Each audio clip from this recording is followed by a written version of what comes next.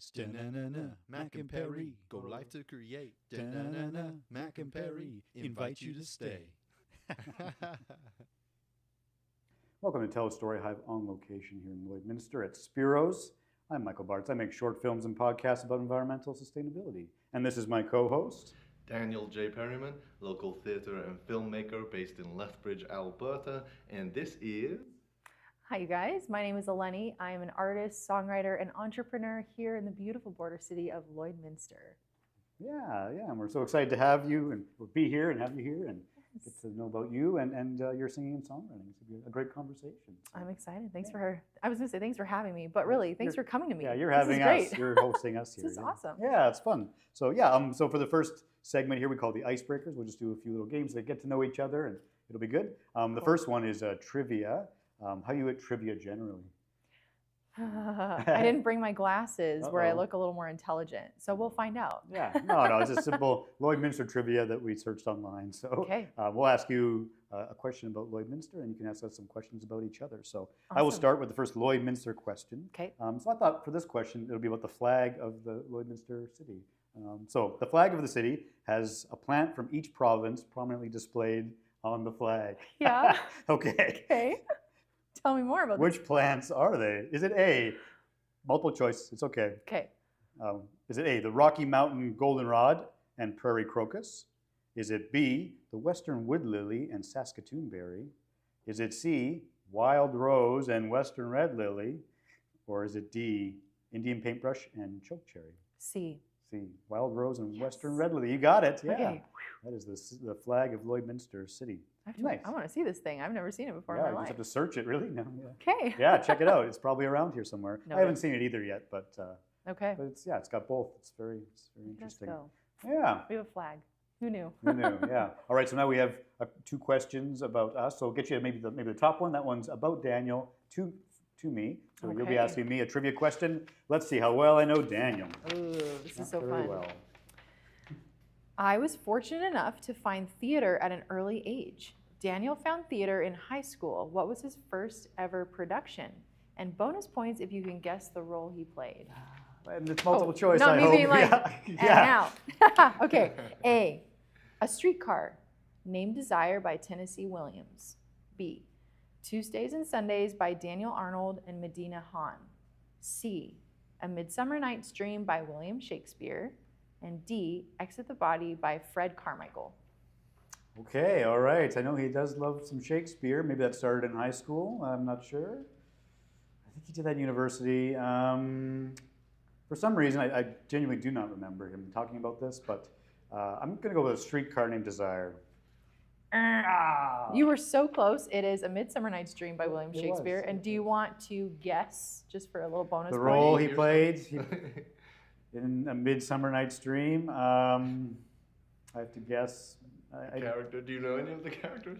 Off the top of my head right now, none are coming to mind. Okay, it's been a while. I'm going to go with he played the Doctor. I haven't seen it in a while. I played Lysander, yeah. Okay. Great One job. of the lovers. See, it's okay to get questions wrong sometimes. I mean, the all right. fact is that I did do all of those plays in high school, so there you go. But that was the first one. Was my first one. Yeah. That's that why I thought cool. Streetcar. Yeah. Yeah, you weren't wrong, No. I guess. Yeah. Okay. All right, so now we have another one Lloydminster trivia question. It's coming from Daniel to you. Let's see how you do. Yes, my piece of trivia for you is as follows. Which of the following NHL players grew up in Lloydminster? Was it A, Colby Armstrong, B, Garnet Ace Bailey, C, Corey Cross, or D, all of the above? Shoot. Here's the thing. Like, I know Corey Cross grew up in Lloydminster. Okay. But there's other ones that have grown up in Lloydminster that aren't on that list. Mm-hmm. And I feel like those other ones are like, I'm going to go with Corey Cross. Corey Cross is correct. The correct answer is D, all of the above, though. All of them. Darn it. It was a bit of a trick. Yeah. Like, when But in you were doubt, right. always go with all of the above. Yeah. I should have known that from high school. But you weren't wrong. Like, Corey Cross did grow up in Lloydminster. Yeah. I don't even know those other guys' names. Like, I'm so embarrassed right now. I'm sorry, Lloydminster. No, it's okay. Failed you. Everyone watches hockey. Yeah. Yeah, all right, so now we have one more trivia question. This one's All right. about me to Daniel. Let's see what I asked him. Okay, Daniel, are you ready? I'm ready. My creative practice revolves around singing. Michael isn't much of a singer, but once in a while he hops on stage to try and carry a tune. What was the last song Michael performed live? I feel like I should leave this one open-ended. Oh my goodness. But I will give you some hints. Thanks. A, The Impossible Dream. B, Reviewing the Situation. C, Let the Sun Shine In. Or D, Pretty Women. I really, I'm just gonna go with C. Oh, Close, but not at all. Reviewing the Situation from Oh. Oliver. B. Okay, They're fair enough. All musicals, yeah. And when did you do that? Oh, that was a little while ago. A few years ago. Yeah. Okay, fair enough. It's been a while. Yeah. Are you guys both musicals people? Like, do you like musicals? I like musicals. No, you don't like musicals? It's not that I don't like them. I don't naturally gravitate towards them. Okay, Yeah. do you want to hear something crazy? Kind of, yeah. I don't either. And I Yeah. feel like I get shanked every time Yeah. someone finds out that I Right. don't care about musicals. Yeah. And I like a then, good Disney movie, Yeah. which maybe that tells of my age, but like to actually watch a play with music, I'm just like, okay, skip the music. I want to hear like more about the plot, you know? Anyways, yeah. I'm there in we the go. same boat, Yeah, but yeah. yeah. Good to know. Not alone. I like musicals. I graduated from Rosebud School of the Arts. They do lots of musicals there. And Yeah. yeah, I like it. But you're right. Sometimes it takes you out of it. I just feel like there needs to, like, I want the soundtrack that I could listen to in my own spare time, but like don't interrupt the plot, Yeah, you know? And like in real life, nobody breaks out into song. Really? I always do. Yeah. I was like, oh, Yeah, yeah. well then. Yeah, okay, It's cool. true. It's true. Good Nice. to know. That's great. Not alone in that. No, that's right. Yeah. All right. So that's our trivia. That's lovely. Our Awesome. next game is called This or That, and that's where we Okay. just pull these things out of a hat, and it's two options: coffee or tea, cats or dogs. We'll talk about it. So maybe I'll just get you to pull one out, and I'll answer first, Okay, so we know how it works. Very simple. stay in or go out? Yeah. For me, I would say generally depends on what it is I'm doing, but I would say go out. Yeah. Even just like more, I've been doing lots of like walking around the city and just like Nice. exploring, and yeah, I do like to stay in and read a book, but a lot of times just get out in the world and interact with people. I usually enjoy that. How about yourself? It depends on the people. Like I'm an introvert, so I like to be in, but Are we breaking into song? Where did that come from? okay, actually there's a switch right there. And if you want People do What did break I into say? song that was so spontaneously. good. Wow, that was too good. Okay. Yeah, I'm an introvert, so I like to be home, except for if it's like with the right people, then I'm just like so excited to be alive. Like I'm just like, let's go. You know? What about you? For myself, I'm definitely on the stay in side of things. Let's go. And yeah, that's where I land on that question. So yeah, back to you, Fair. Michael. Yeah, and to be clear, I'm also an introvert. I just sometimes like going out. But it sounds like you like to go out like alone. Like Yeah, you're like walking Go around. out alone is what I was. Yeah. Not to So- parties or anything. I no. gotcha. Yeah. Okay. Yeah, That makes limited sense. interaction with people. But Yeah, I do love a good walk, but Yeah. not with people. Okay, I'm like, yeah, no, yeah. headphones. Like I'm Okay, walking yeah, into a yeah. podcast or something. You know, Sure. like I don't want to. fair, know. yeah. Nice. All right. Good to know. Yeah. I will pick one. We'll answer. Well, it kind of relates to what we were somewhat talking about just now. Paper or audiobook? Audiobook. Yeah, you just throwing that on the walk and.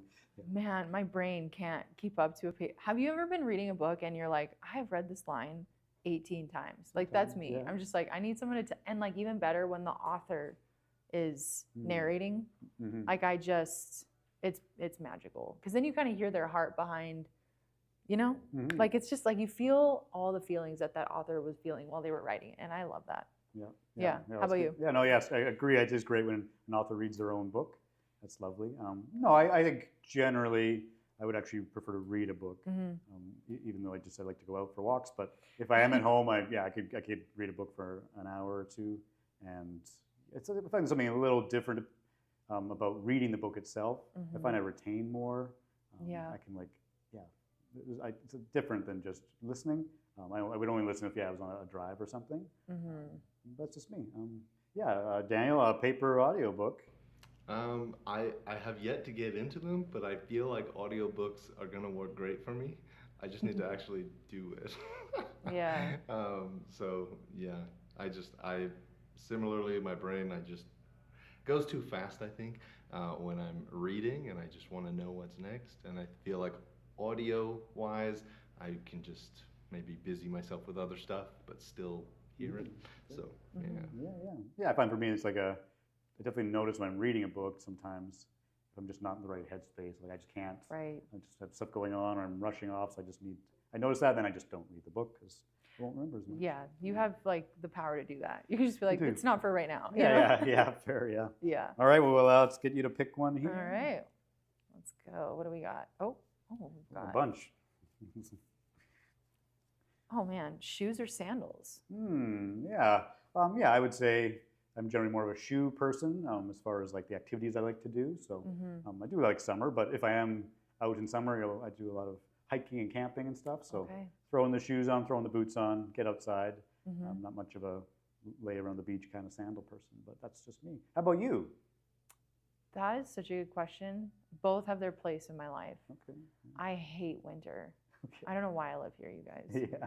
But so like I hate like real boots. Like I don't like to feel like I'm doing Everest or something. Like I want to just wear something cute and fashionable, which it really only works like 3 months out of the year, you know? So I'm kind of like, I want a nice shoe, and sandals are great in the summer when I'm just like running around with the kids or like doing from business to business. It's just like a quick, but I don't know, they're not as cute. Fair. Like, that's fair. I'm a fashion girl, but not at all. I don't know what I'm doing. Okay. What about you? I think I would go with shoes over sandals. I think just practically based on where we live, I just end up wearing shoes more often. I do have a pair of Crocs. I do rock the Crocs, but honestly, that should be an option. Yeah. Shoes, sandals, or Crocs. Crocs. Because it's kind of like hybrid. I guess a hybrid. You can put them in sport mode, you know what I mean? And then you're good to go. Crazy. They're fashionable. Yeah. Yeah. All right. Now we know how you feel about Crocs. Yeah, now we know how you feel about Crocs. Love Great. All right, so that's the this or that game. Let's move on to our tumbling towers. Have you played tumbling towers before? Yes, I have. A few times. A version of it for yeah, sure. Yeah. And so, but with this, it's a special version because we have numbers and they correspond to questions. Yeah, so we'll, and we can just poke around, then we'll put it on top, and whatever number we pull, that's what we'll talk about. So I guess I'll start first because I did the last question. Maybe it doesn't matter. We'll both answer them. 54. No, don't be stressed. It's only fallen over maybe twice. Okay. And we've not just me this time. This is a nice question. It's great. It's one of my favorites. Okay. What is one act of kindness we should all do more of? Yeah, and I can answer first and then let you think about it a little bit. So I think for me, something that I try to do is when I'm just with someone, not during an interview, it's a little different, but when I'm with someone, just being super present. Obviously I'm present during an interview too, but putting down the phone and just talking with someone or having coffee or making a meal together. I think just being present with people, putting the phone away and just being there, I think that's an act of kindness that we should all do a little more of. That's so good. Yeah. If anything comes to mind, or I can throw it over to Daniel. Man, well, I do this often. I'm not like tooting my own horn, but I love paying for the car behind me in like a drive-through. I think that's really fun, especially when the person's like, it's a $30 order, you know? It's like, how many coffees do these people get? I'm just like, oh, okay, well, no. It kind of like takes you out of yourself to be like, man, okay, yeah. And like those people feel so great. And most times they'll be like, oh, okay, well, I'll pay for the car behind me. And then you just start this little kindness train. But so, like kind of pertaining to your point, something that I was listening to, an audiobook, I should say, not that long ago. Read it, I was definitely not reading it, that's for sure. Yeah. The author, it was Dale Carnegie's How to Influence People. Yes, we love that book. And he talked about like listening to, and I don't know if he said this specifically verbatim, but he kind of was alluding to listening to understand and not listening to answer. And I've been really trying to incorporate that because sometimes I'm just like, okay, yeah, and maybe it's just my brain. Like I'm so ADHD, it's a thing. So I don't know. Maybe it kind of pertaining to what you were saying. It's just like being present, letting that person like really share what they want to share, and then like taking it all in. Yeah. I've been working on that, and it's quite difficult not to jump in or have your opinion. And even Daniel and I played around with that a little bit sometimes when we're driving the car. Like, don't say anything until someone asks, like, what do you think about that? Or what's your advice? Or do you have any thoughts? And it's really hard to not just jump in. So true. But I love your example too, because especially with that paying for someone behind you, you know, you're driving away, you don't actually get to see their reaction or experience it. So you actually want to like you want to get out of there because then you're weird. Like you're just like, you're welcome. Like, I don't know. Nice, What about you, Daniel? Yeah, I'll throw it over to you. Yeah, so for the first time the other day while we were driving, I tried something new. I started in a video format and I thought it was so beautiful that I wanted to try it. Basically, I just wrote a bunch of notes with positive messages on them, and I just keep them in my wallet. And basically, I paid for a drink at like Tim Hortons or something, and I just saw somebody just sitting there on a break, doom scrolling, and I just decided to give them one of those notes, and I just left, and it just had a positive message on it. And similar to the drive-thru, it's like, I have no idea how they received it, but I hope that it brightened their day, or maybe it's getting them through a tough time that a stranger would give them a positive message. So that felt really good, and I feel like, I would encourage people to try it, and just, maybe you'll get a note from a stranger that might just help you get through the day. So, That's nice. Were they like handwritten?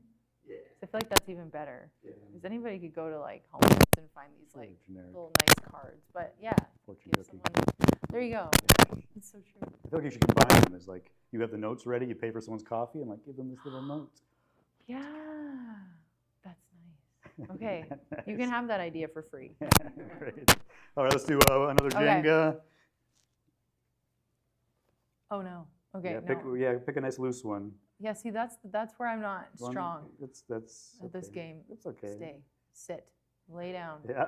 Oh my goodness. Okay. Number 3. 3. What is your favorite film or genre of film? You can't think of a specific film right off the top. And again, if you like, we can start, give you some chance to think.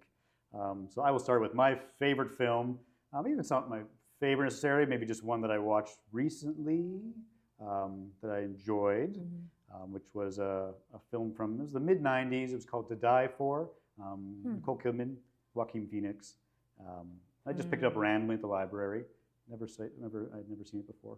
And it was great. I really loved the style of filmmaking. They combined, it was like a fictional film. I think it was based on a real person, but they were combining that traditional fictional style film with like documentary style. And so they were following Nicole Kidman's character as if it were a documentary. And it was like they mixed the two, and it was just really interesting storytelling. And I really enjoyed it. Also filmed in Canada, American production. When I saw that, I'm like, I'd love it. I love how you did that. You just stick to the one genre. So. Anything coming to mind yet? Or I can throw it over to Daniel? Throw it over to Daniel. All right, Daniel, maybe a favorite film or genre of film that you like? Yeah, I'm going to go with one of my favorite comfort movies, which is Edge of Tomorrow, with Tom Cruise and everybody in it. And it's alien invasion, it's got action and guns, but also like the love story, and it's just like so well told, I think. And I can just put that on, and I can either watch it or just do other stuff. And that's one of my favorite comfort movies. Nice. Yeah. Anything come to mind for you? I have so many. That's why I'm just how does one narrow it down? Yeah, pick one. That's what we Comfort film. Sure. Like I grew up watching 3 movies on repeat. It was Spirit. Don't judge me. And The Prince of Egypt. Again, no judgment. And Free Willy. And to this day, I'm just like, one of these days I'm going to own a horse and I'm going to go be a whale trainer. Like, I believe it with every fiber of my being. But I also love Lord of the Rings, the extended version. And so, and The Hobbit. And I love it all. So, Great. Yeah, awesome. Yeah, well, I think that is all the time we have for this segment. We do want to move on to our interview. So, it's been fun to play some icebreakers and get to know you. This is great. Yeah, this is awesome. Yeah, so this has been Tell a Story Hive on location in Lloydminster at Spiros. I'm Michael Bartz. I make short films and podcasts about environmental sustainability. And this is my co-host, Daniel J. Perryman, local theatre and filmmaker based in Lethbridge, Alberta. And this is... Hi, you guys. I'm Elenee, and I'm an artist and songwriter and entrepreneur here in the border city of Lloydminster. Great. All right. We will be right back.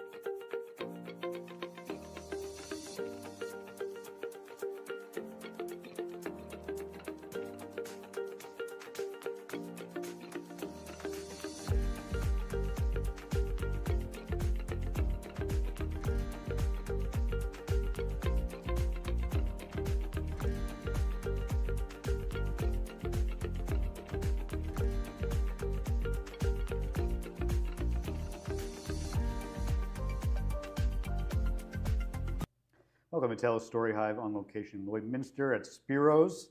I'm Michael Bartz. I make short films and podcasts about environmental sustainability.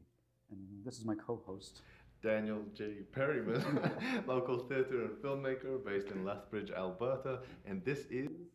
Hi, you guys. My name is Elenee, and I am an artist, songwriter, and entrepreneur here in the border city of Lloydminster. Yeah, well, yeah, it's great that you're hosting us here at Spiro's. Thanks for coming. Family restaurant. Yeah, and we did our little icebreaker segment, and now we're going to talk about your artistic practice, your singing, songwriting. So excited. Yeah, I know you gave that little introduction, but yeah, maybe just tell us very briefly at the top, like just a little bit of what your artistic practice is. Yeah, so I am a double Juno nominee, which is super cool. Like, that's so fun to say that. Technically a Juno loser 2 times, but that's okay. We won't go into that. Yeah. And I am artist, songwriter, producer. I've been making music since I was super young, which is really cool. Like, I feel like it was, you know, when something's just in your body, like it's like in my DNA, in my blood, you can't escape it. It was acting, it was music, it was like, it was just, everything was there. It was just like an artsy fartsy kid.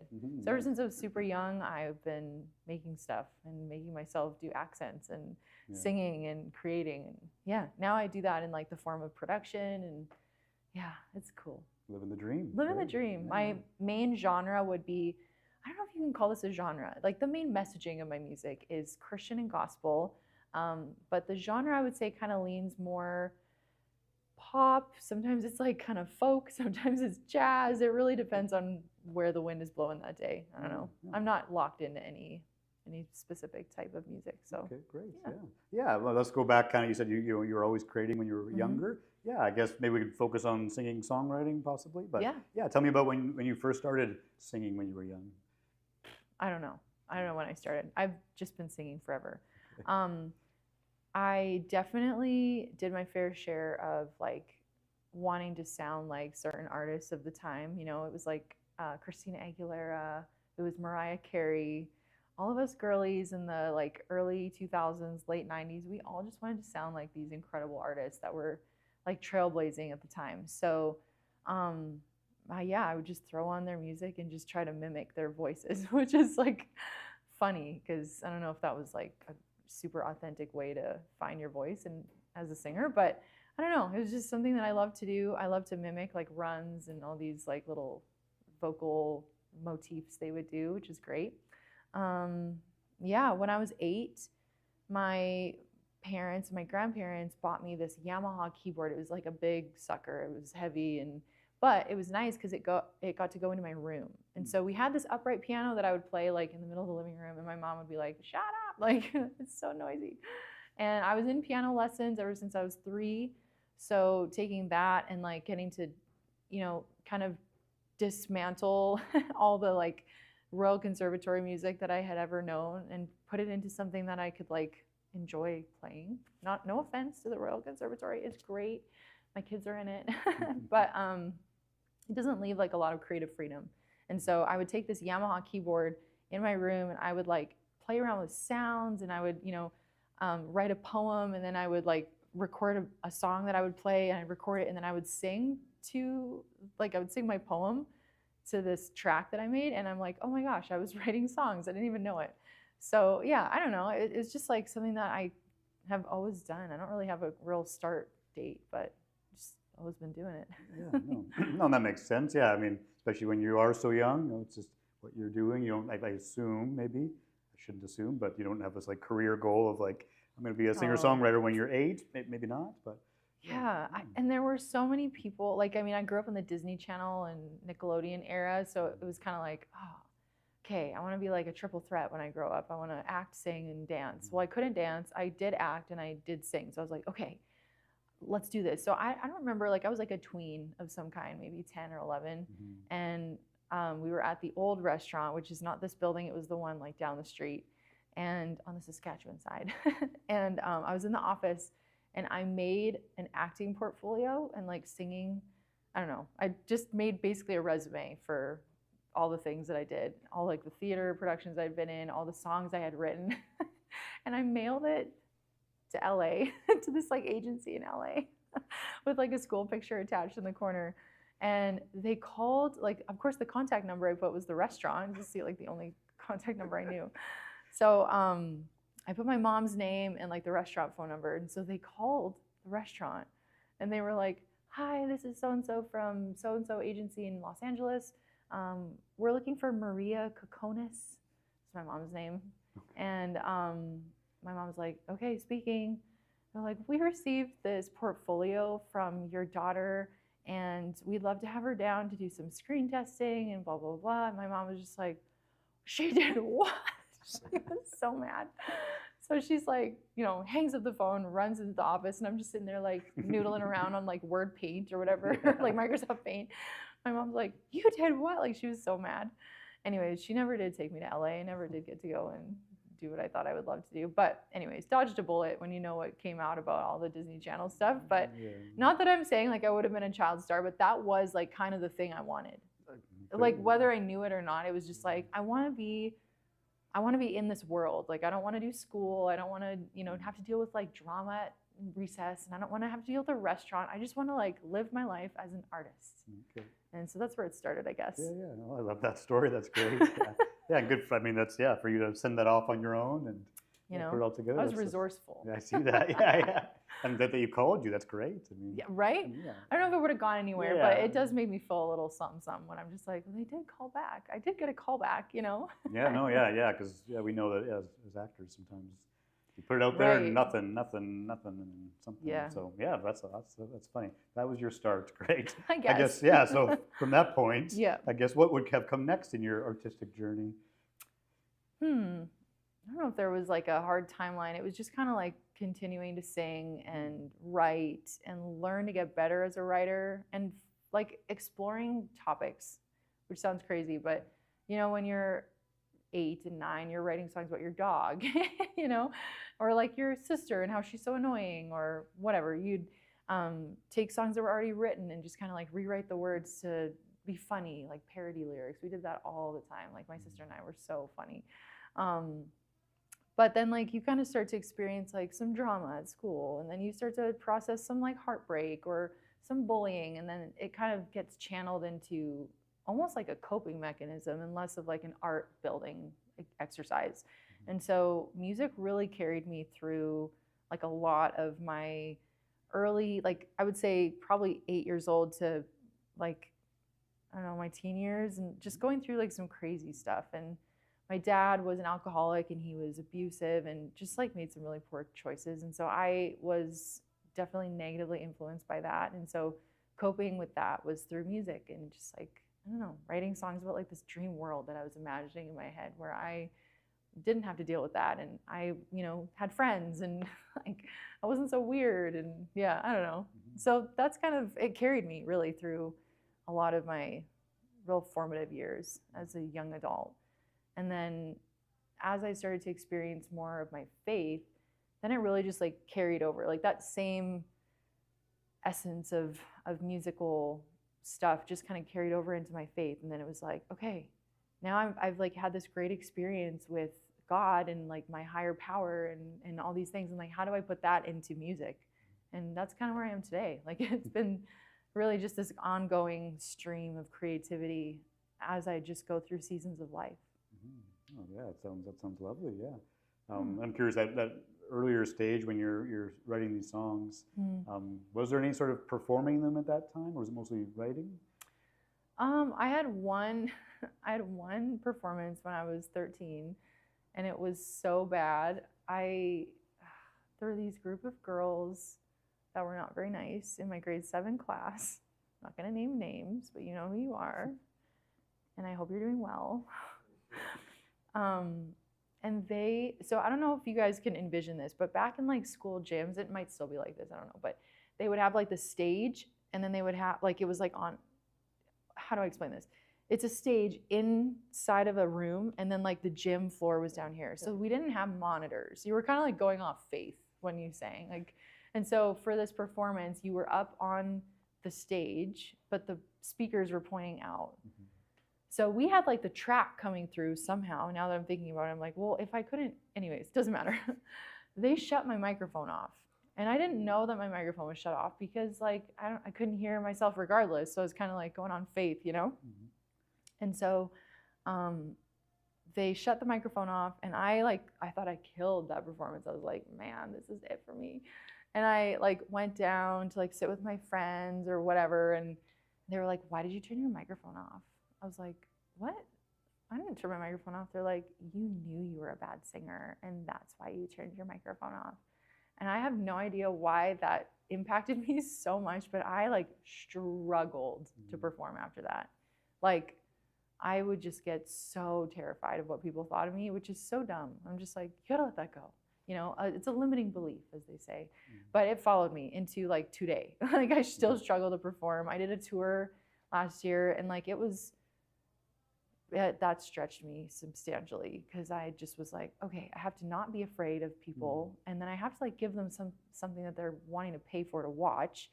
Like I have to kind of make this show something that they're gonna love, but like I'm terrified. So I have to like get over that, you know? I just sang for the Prime Minister like a couple weeks ago.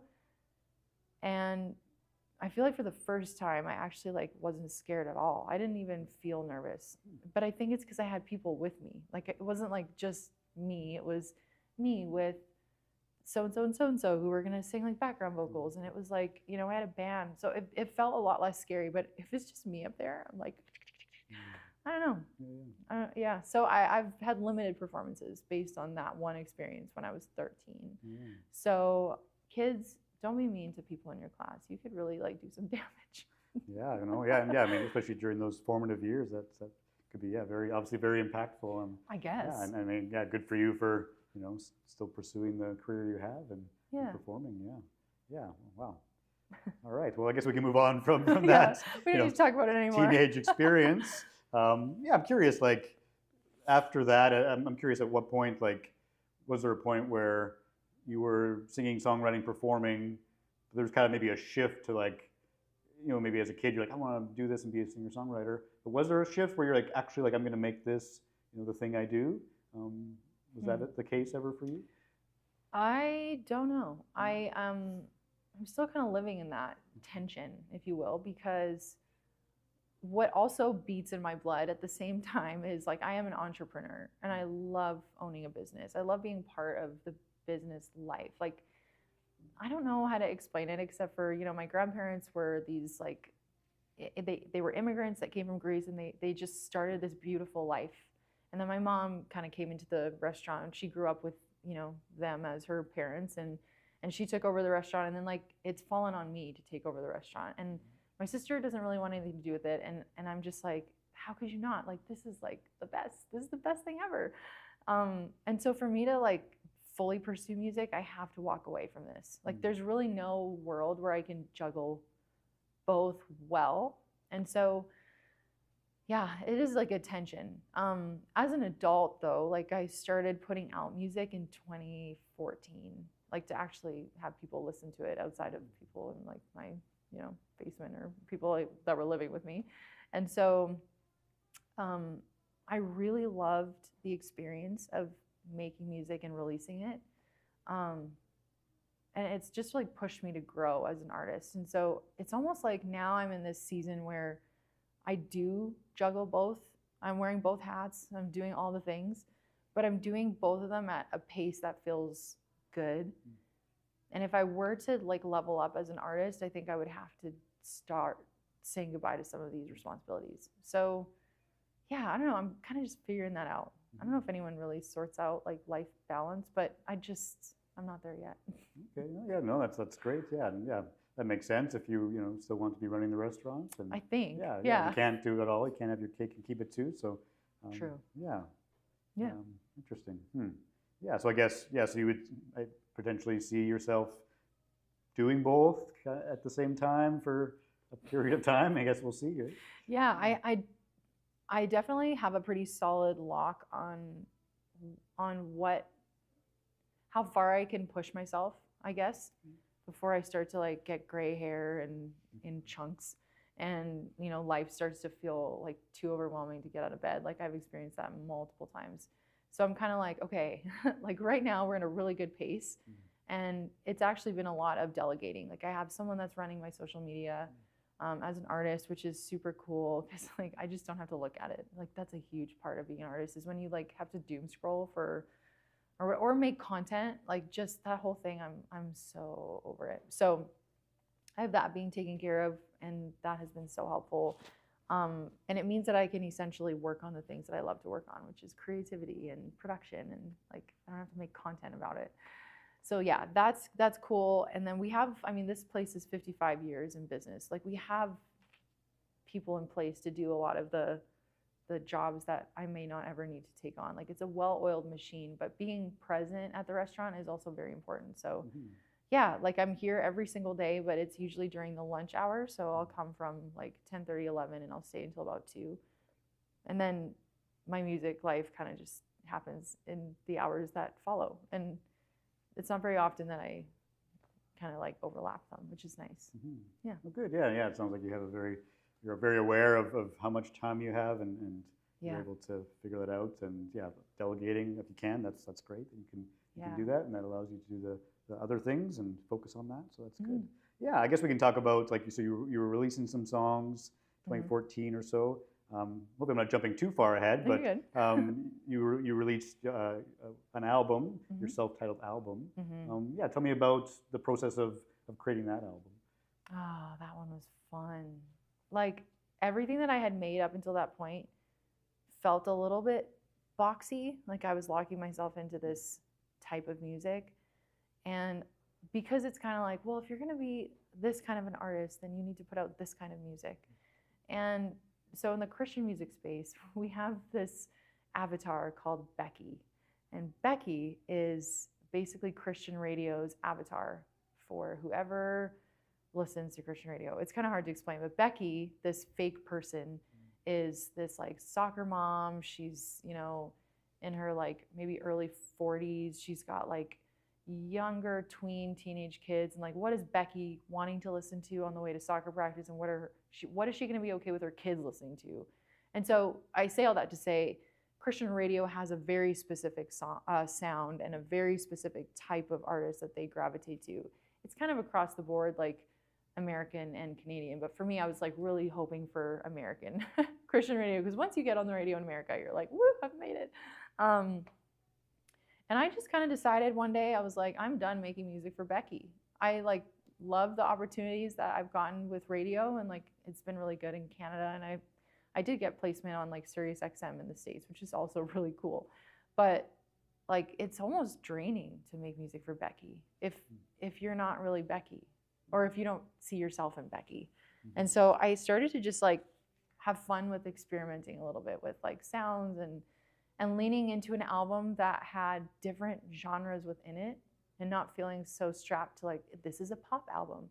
So my self-titled album was called Elenee, and it was kind of like my first stab at like co-producing and bringing all these like imaginative types of music in this world that I create for myself, where it all kind of just fits into one spot without it really being like cohesive, if that makes sense. And so yeah, that's that album. It was so fun. I had so much fun doing like pre-production with it. Like just, I don't know, it was great. Still kind of Becky leaning a little, just because I mean it's Christian music, so yeah. But I just didn't even think of Becky at all. And thank you for that, you know? And then my next album was way more collaborative. So then like I took it a step further, and I was like, okay, goodbye Becky. I'm gonna like have a little more fun with like making all these different sounds and clumping them into an album. But now I'm gonna like let other people influence this project. And so I started working with people that were like way out in left field, like people that I never ever thought I would really make music with, and like just their styles. Like I remember just having my mind blown every time we would hop on a Zoom. Like I'm just like, you just did that with your voice, or like how did you, what in the world? And so I learned so much about production, like on these calls. I learned so much about writing because it was just so collaborative. And of course I got to put out music with like real life friends. And so the majority of my second project, which is called The Light That Leads to You, it was like one song is like based on sort of Eurovision pop, like that, what's it called? Stars Align. Like yeah, it's very Eurovision. Like that's not my style, but we had fun making it, you know? Sunshine and Rainbows was like kind of Billie Eilish. And the best part about that project was that it was a faith-based album, but it wasn't so Christianese that the average listener would be turned off by it, you know? Aurora Borealis, literally just a song about how my life feels like Northern Lights sometimes, like, you know, and everybody can kind of relate to that.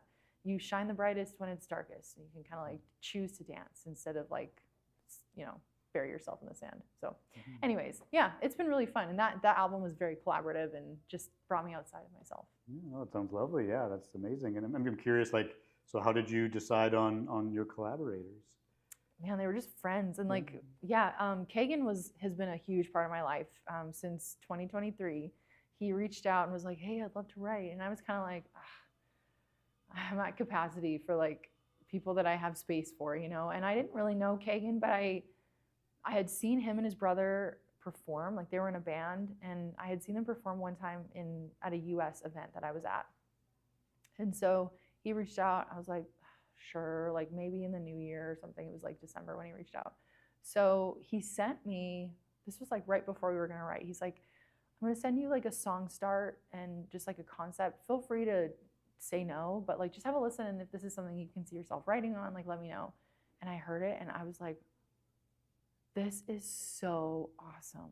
This is like one of the best tracks I've ever written to in my life. Like it was so fun. And like I find myself being a very cathartic writer, so I'll write very like slow, and yeah, it's easy for me to write about the hard times and all the things, but I really have to dig in and figure out how to like write happier music.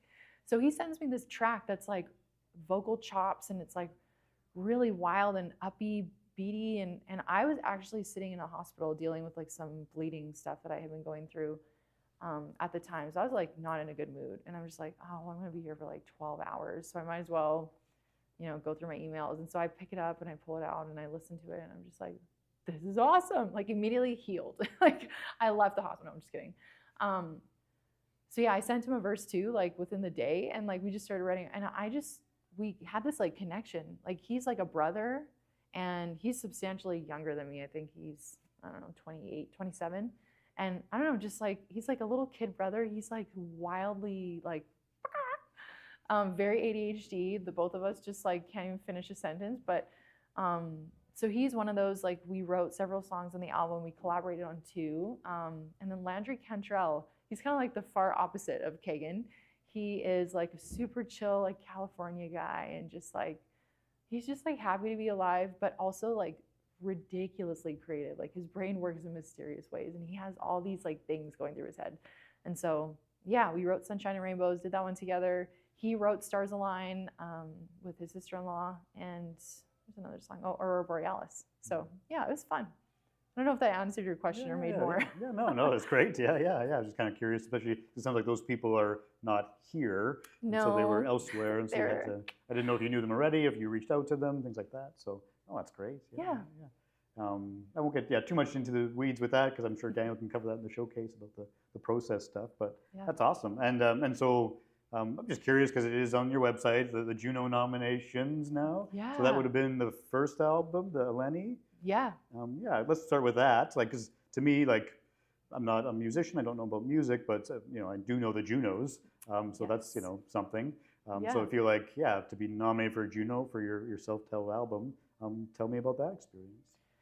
Yeah, the first experience was like so crazy. Like, you kind of hope for that experience, but you never really see it happening for yourself. And again, maybe that's like a limiting belief catching me. But just this idea of like, man, wouldn't it be cool if one day I got nominated for a Juno? winning wasn't even on my radar. Like, just the nomination is so crazy. So the first time it happened, I remember I set up a camera. I had my like vlogging camera over here, and I, you know, lifted up or opened up my laptop, and I was going to see the nominees. And like, the reason I did that was because I was trying to use my platform at the time when I was running my social media, way before. I was trying to like show people how to be disappointed and be okay with like life not going how you wanted. Like, I literally was ready. I had like a post, I had a caption, I had like a whole song story to go with like a song I was writing. So I set up my vlogging camera, and it was like, watch me not get nominated for a Juno. And that was the plan. And so I opened my computer, and I'm like scrolling to where my category is near the bottom. And my name was like the first name on the list. And I was just like, oh my God. I was like, yeah.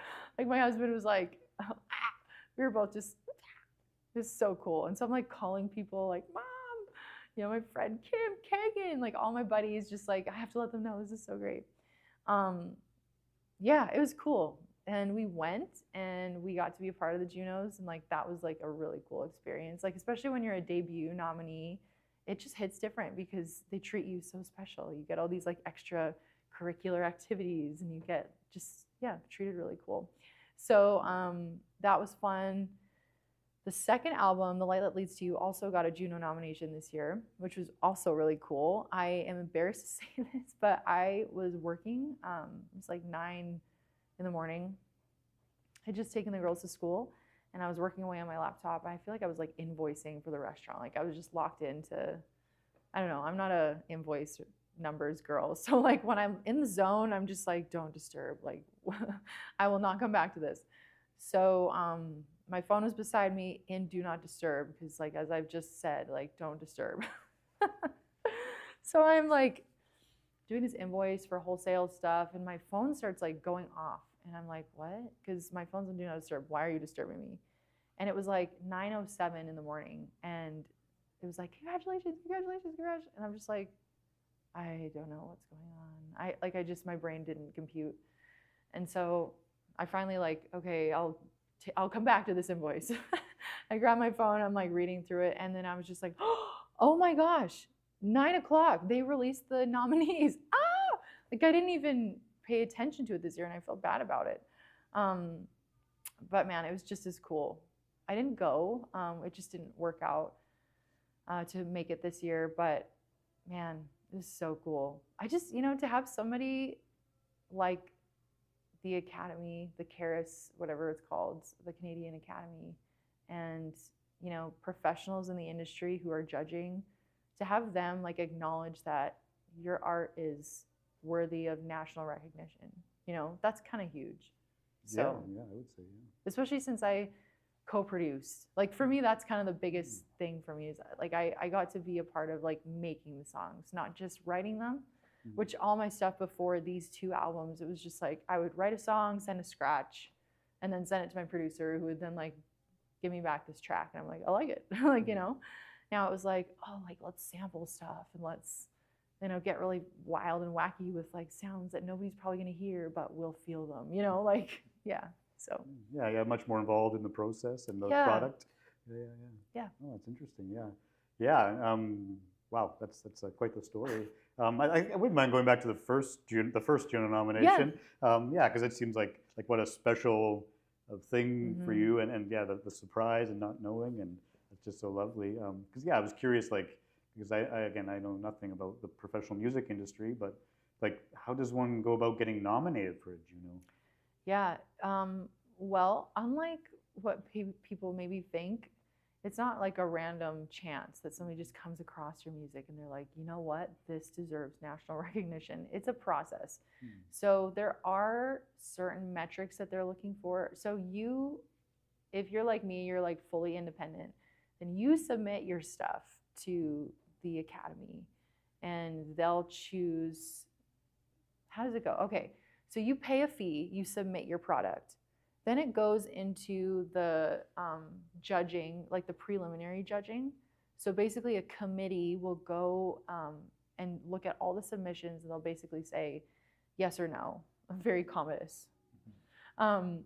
yes, this is good, this one, there's problems here, they've already released this stuff. Like it's basically just moving it on to the actual judging. So once it makes it that far, then a panel of judges will come in and they will actually like judge the music.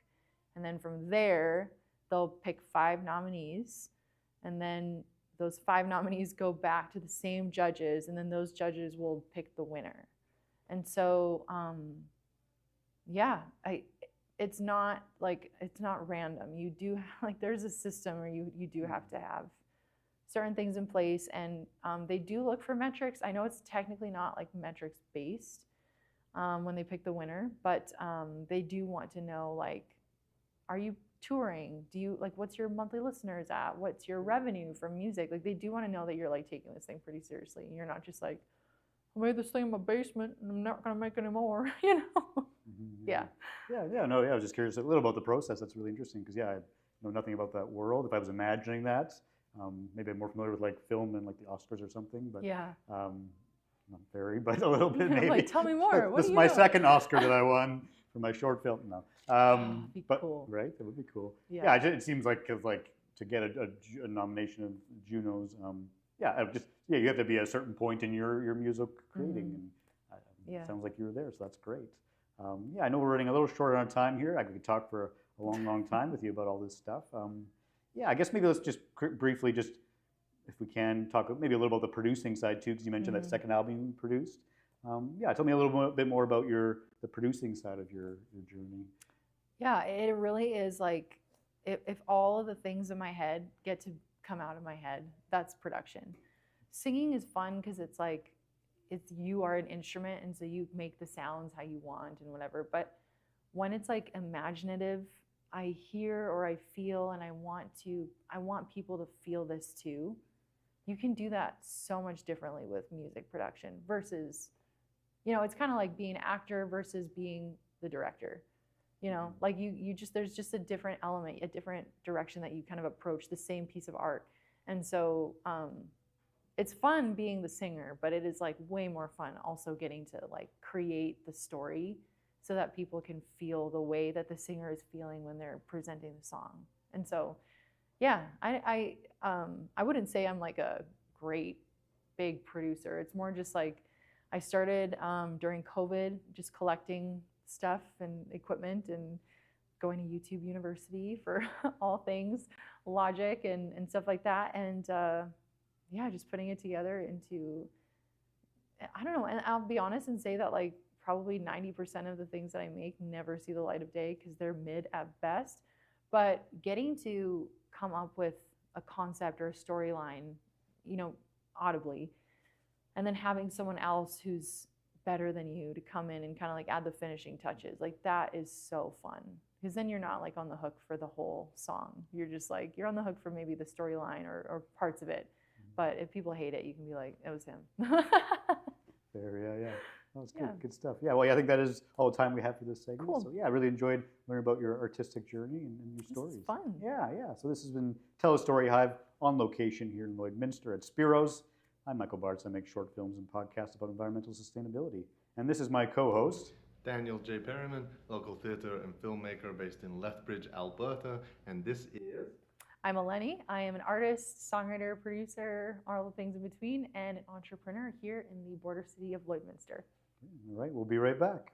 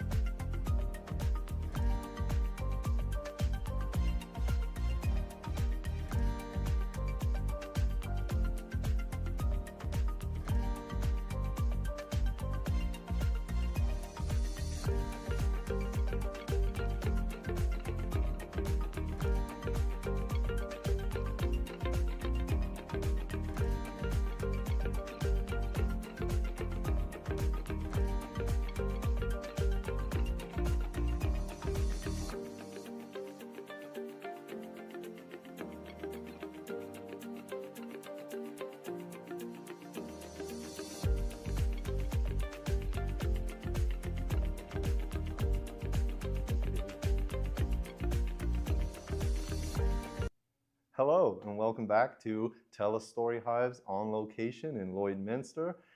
We're at Spiro's. My name is Daniel J. Perryman, local theatre and filmmaker based in Lethbridge, Alberta, and this is my co-host, Michael Bartz. I make short films and podcasts about environmental sustainability, and this is... Hello everyone, my name is Elenee. I'm here from the border city of Lloydminster. I'm an actress. What am I? Am I now? singer-songwriter. I'm a singer-songwriter and entrepreneur, an actress today too. I love it. I was trying the Canadian dialect, trying British. I love it. Maybe we'll try break out of that now and jump into the showcase. I mean, I love it. Yeah, let's get out of this. Yeah. Awesome. Yeah, no, I thoroughly enjoyed your conversations with Michael. Interview and icebreaker, super fun. And yeah, I'd love to talk a bit more specifically about some of your projects here. And I think, yeah, I'd love to just start on like some of your most recent singles. Okay. I think there was one on April 17th Yeah. that came out called Firm Foundation. Written by Chris Hardy, I believe, or Chris Hardy was featured on there. He was featured on it, yeah. Yeah, yeah. What can you tell me about that piece and putting that together? Well, okay. So the past, I would say since January and all the way up until July, I'm experimenting a little bit with a whole album of covers. These are co-produced. The short story, the little Cliff Notes or Spark Notes version is back in 2023, I was on a plane on the tarmac, was like waiting to take off. And I had just come from an award show where I won like 0 awards, but was nominated for like 6 or something. And I was feeling like kind of down on myself. Like I was like, I suck, you know? And I really, like, I was just like, okay, we really need to take this production thing more seriously, because what if the artist thing doesn't work out and like I need to produce music instead? And so I decided when I got home, I was gonna like produce covers, because that was kind of an easy way to not take responsibility for the song, but I could take responsibility for how I perceived the song and like the story that I kind of was telling through the production. So I started to put these covers on Instagram, and they started to go viral, which is so cool. But then I was like, oh no, I have to like keep up with this. So it became a whole thing where I was like, the momentum was going. I was just constantly like locked up in my basement studio and like making sad pop covers of these familiar worship songs that I grew up to, you know, in church. So obviously Firm Foundation is pretty new. I say obviously. Firm Foundation is a newer song. It's not from like the 90s and 2000s, which is where kind of most of the covers originated. But it's a song that I've just like enjoyed, and it's been really impactful. And I feel like the messaging of it all is like, it's just, yeah, it's true to who I am in this season of life. Yeah. And so you're talking about kind of taking more ownership over how you perceive that song. So like, what would have been some of the feelings and emotions or experiences that would have gone into this iteration of Firm Foundation? I wanted it to be like a lullaby. The song is itself, there's a line in it that says, "Rain came and winds blew, but my house was built on you." And I could just think of like, it's based on scripture, and I'm thinking like, I have these little in bed at night, and I'm just like, if I could like give them a little song to put them to bed, like that would be it. And so the original cover had kind of like a delayed piano, like ding, ding, ding, ding. And so I just kind of like recreated that with just the full song. And so Chris and I worked hard. Like he's my co-producer, but he also featured on it as well. And so we worked hard to make this song feel like a lullaby. And I feel like it does. If you listen to it, you can kind of get sleepy. Yeah, absolutely. That's really beautiful. And I'd be remiss if I didn't go back to the nominations and then not winning anything. But I just, because what that brings to mind for me is just that idea of like rejection, and that's a thing for a lot of artists. And so I'm just curious, but at the same time you were nominated, so not totally rejected. So I'm just curious on like, you know, what are your thoughts on the role of rejection in your journey so far, and maybe most recently or when you were first starting? I'm not good at rejection.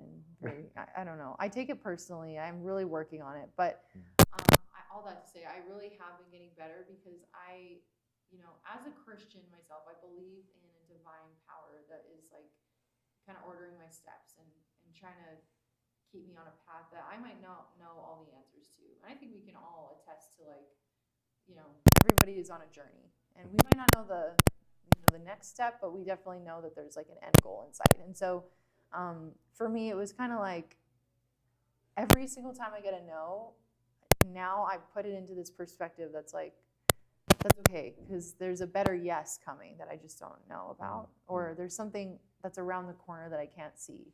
You know, if I wanted to take this opportunity and, you know, kind of force my way into it, like, who's to say that around the corner there's not something really bad that happens? Like, you know, so I'm trying to accept rejection and kind of just like reframe it in a way that's like, I'm not being rejected personally. This is just not the time for this thing, and that's okay. Yeah, you know? yeah.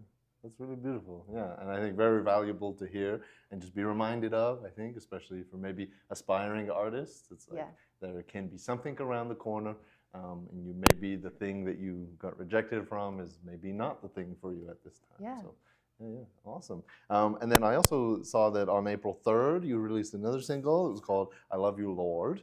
And so, you know, that was co-produced, I imagine? Yeah. Yeah, and so, again, I'd be curious of like the, you know, feelings, emotions, experiences that went into that. Yeah. Yeah. That one is just a prayer. It's so short. It's like 120 seconds. It's a minute and 20 seconds, I think, at the most. And it's just like, I wanted people to feel like almost the liturgical quietness of a prayer. You know, like if you've ever been to Mass, I'm not Catholic, but I grew up in a Catholic school. And there were these moments where they would like bring the little kneeling thingies down and you'd like get on your knees. And I mean, as a kid, I was just like, when does this end? But as an adult, you kind of appreciate the stillness a little more. And so I Love You, Lord, it feels very much like just this liturgical stillness. Like it's quiet and you kind of just like tell God that you love him. And like there's no fancy schmancy stuff. And it's short. You could replay it 100 times if you want, or do it that one time and then just kind of like get on with your day. Yeah. Nice. And we have one more piece that I saw on March 20th, I think you released, We Fall Down. Again, what were the thoughts and experiences going into that? So that one, I wanted to be like kind of like heavenly. I literally, like, as you're saying the titles of the tracks, I'm just like, I can see them. I see where we wanted to go with this one. I also have this thing called synesthesia, and I don't know if that's normal. Like, every time I bring it, do you know what it is? I've heard of it, but remind us. It's annoying. But it's like, I see colors when I hear music. Right. And it's like, it's tragic when you're like in the grocery store and you're trying to like focus on your list, you know? Playing music. And I'm like, I see stuff. So We Fall Down, when I started to play some of like the intro of like what I wanted it to sound like, I wanted gold. Like I wanted, like, we're in like this throne room and it's like heavenly and it's like there's gold and like scarlet and deep purple. Like everything is just kind of like royal, but like in heaven. And so we kind of just made it like that with like the that's like the intro is just these like vocal motifs, and it feels kind of like echoey, like you're in a big hall. And so we did that, and then we wrote from scratch this sort of like tag on the end of the song, and that we start to overlap it as the song kind of fades out. And what I loved about it is it's like if we were in like this heavenly throne room, it's so big and echoey that like you would hear certain things happening over here, and then there's certain things happening over here, and you kind of just like it overlaps, and it's all like just beautiful, you know? Yeah, absolutely. And that's really cool, kind of getting that perspective on how you visualize the sounds and the music itself. So that's super insightful. Yeah.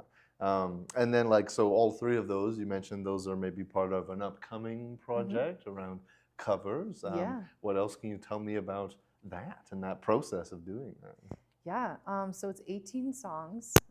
We started releasing one for literally no reason, but to just experiment a little bit back in June of 2025, Goodness of God. And so, but the real release schedule started in January. And so we started January releasing every like week to 2 weeks, all the way until July. And July 3rd is when the album comes out. It's called Heart of Worship, and it's based on like one of my favorite songs growing up that we also have a cover of. And yeah, it's just like, and yeah, it's all really cool. Heart of Worship is fun because it's like kind R&B, which I never thought I would ever sing a song like that with like an R&B style. But because a lot of the songs are really like big, not big in like production, but just like they fill a room. Yeah. I wanted Heart of Worship to feel really close. And so like it is just like, it's a close song. It feels like I'm right in your ear singing it. It's kind of fun. So yeah.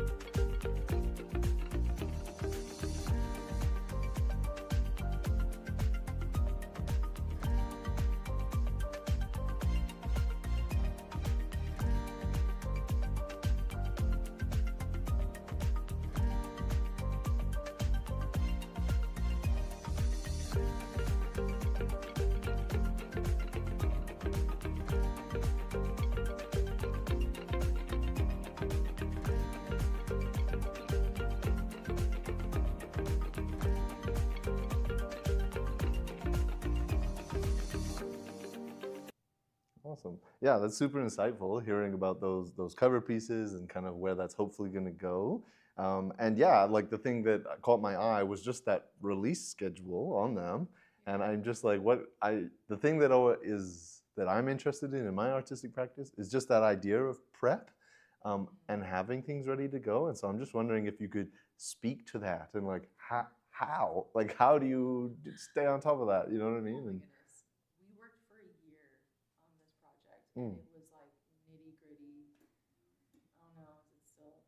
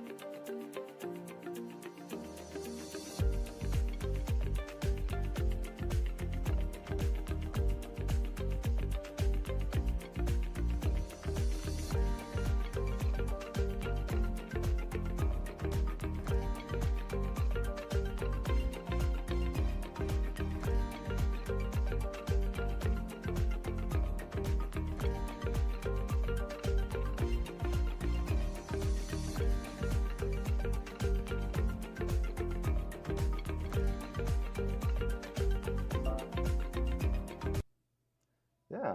So I was super curious about just that idea of prep as an artist and this upcoming project and kind of taking a look at the release dates. And you had mentioned just that idea of like preparing for a year basically for this project. So what can you tell me about that?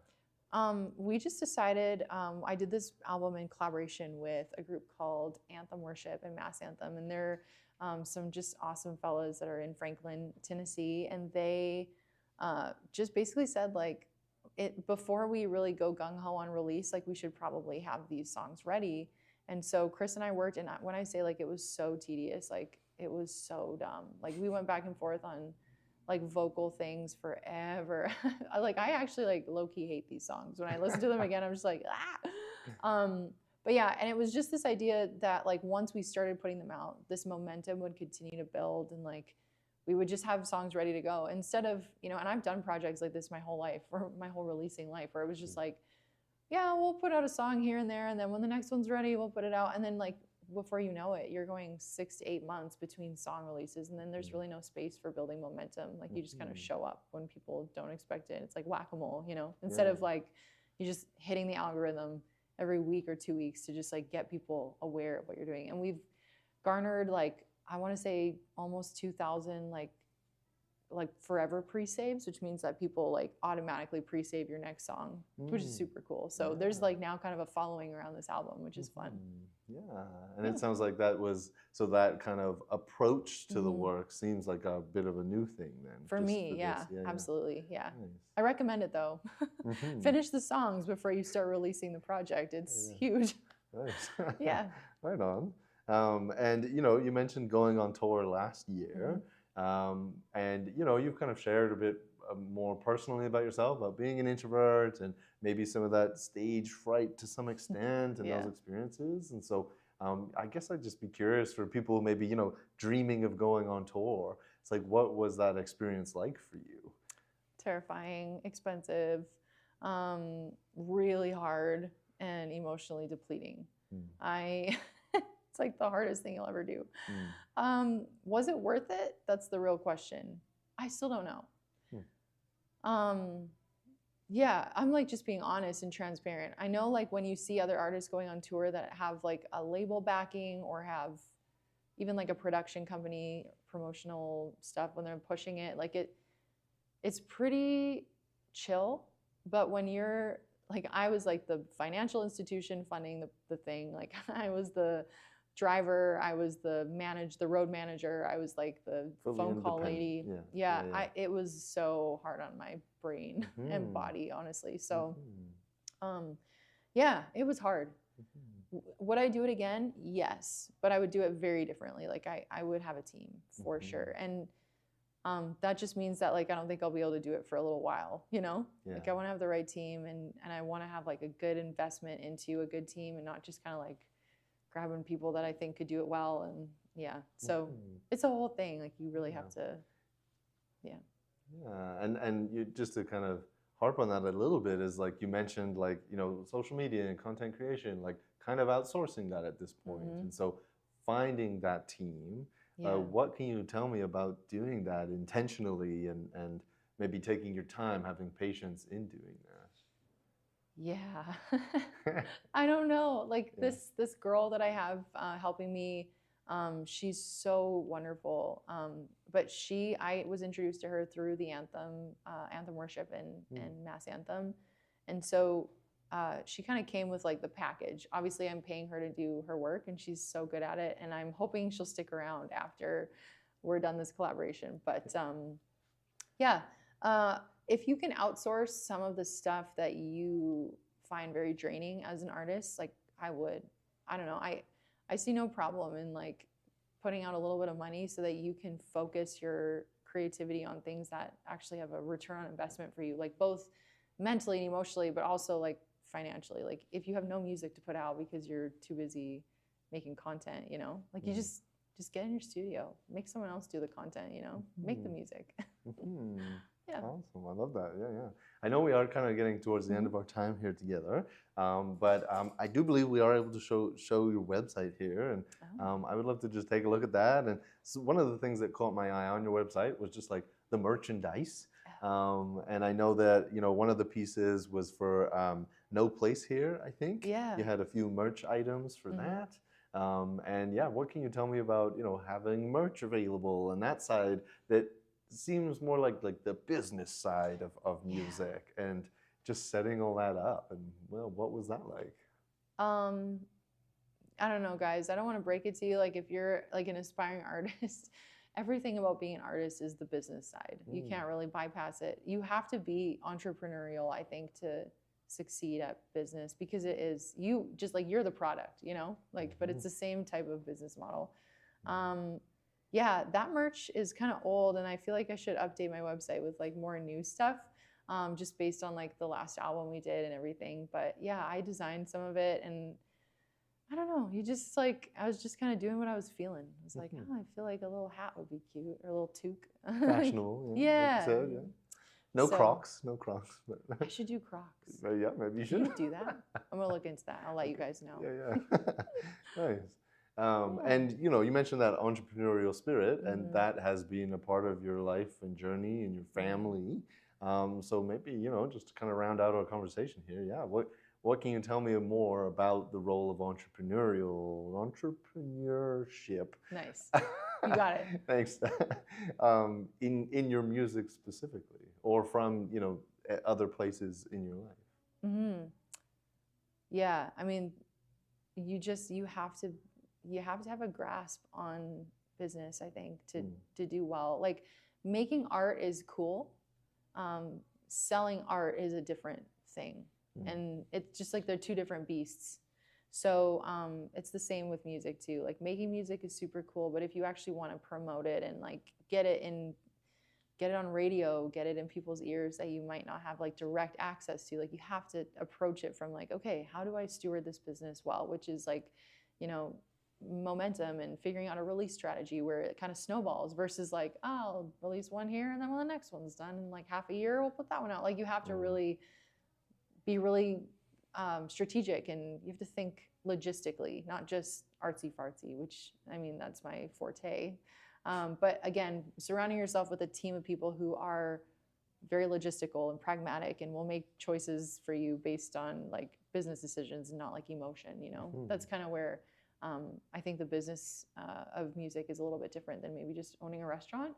But yeah, I recommend it if you're an artist, and you don't go on tour unless you're ready. But everything else is really fun, and yeah, you can do it. You got this. Nice. Yeah. Fantastic. Well, I think that is all the time that we have together. I'm going to try and bring out my Canadian dialect here to do our little outro. Ready. So yeah, this has been Tell Us Story Hives on location in Lloydminster. We're at Spiro's. My name is Daniel J. Perryman, local theater and filmmaker based in Lethbridge, Alberta. This is my co-host, Michael Bartz. I make short films and podcasts about environmental sustainability. And this is... Hello there, I'm Elenee. I'm an artist, songwriter, and entrepreneur here in the border city of Lloydminster, Saskatchewan, Alberta. Thank you so much for watching.